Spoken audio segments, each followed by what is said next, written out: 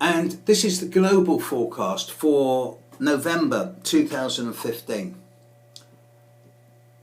There's some weird stuff going on this month, folks. I mean, the big picture isn't too bad. Pluto moving forward in Capricorn, Uranus retrograding in Aries, Neptune standing still in Pisces. These are situations that have been brewing a long time. They're not bringing any major changes. So there's no large-scale, long-term change to the Gestalt happening. But Saturn's getting into Sagittarius big time. And indeed, he passes square to Neptune for the first time at the end of this month, around the 26th. And it is this period around the 25th, 26th, when we've got the Sun on Saturn squaring Neptune, just at the same time as there's a full moon in Gemini.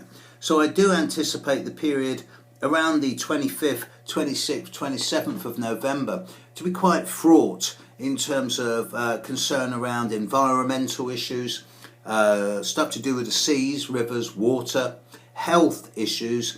And with Saturn squaring Neptune, it wouldn't surprise me if by the end of the month we were starting to look at things around influenza, colds, and things like this. Not to the tune of pandemic, but certainly minor epidemics at least. Jupiter and Venus and Mars all start the month together in Virgo, but they're beginning to pull apart, and Venus and Mars moving into Libra later in the month suggests that a lot of the pressure cooker energy of September and October is over. This is further emphasised by the fact that Mercury is leaving Libra and moving into Scorpio, at least for the first 3 weeks of the month, where it's catching up with the Sun and bringing much clearer information into the majority of our lives. The full moon, though, on the 25th, 26th of November, there's a bit of a stinker. The square to Neptune, the opposition to Saturn, is going to really polarise certain situations, and it's going to make the differences between the haves and the have-nots into a much clearer perspective. There's also the Scorpio new moon on the 11th of November at 19 degrees of Scorpio. And over the last few months, more and more people have been commenting on the level of synchronicity and that's happening with the repetition of numbers. More and more people are looking at their clocks and seeing that it's 8:08 or 9:09 or 11 minutes past 11 or 23:23, whatever. And this does seem to be very, very common in this last month or two.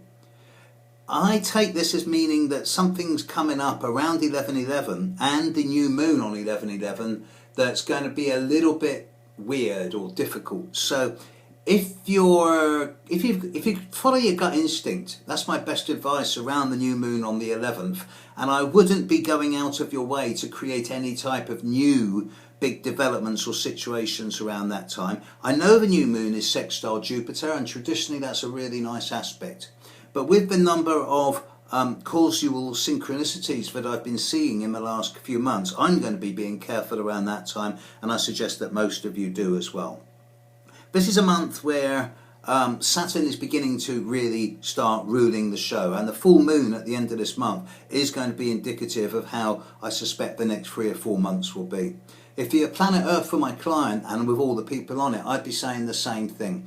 As far as November 2015 goes, planet Earth, it's time now to really actually sit down, be solid, smell the coffee and have a look at what's really important. And with that full moon at the end of November, I suggest that what's really important is the level of disparity that's reaching extremes in the world. As far as November 2015 goes, people, do your best to keep a common sense and level-headed perspective. Catch you next month.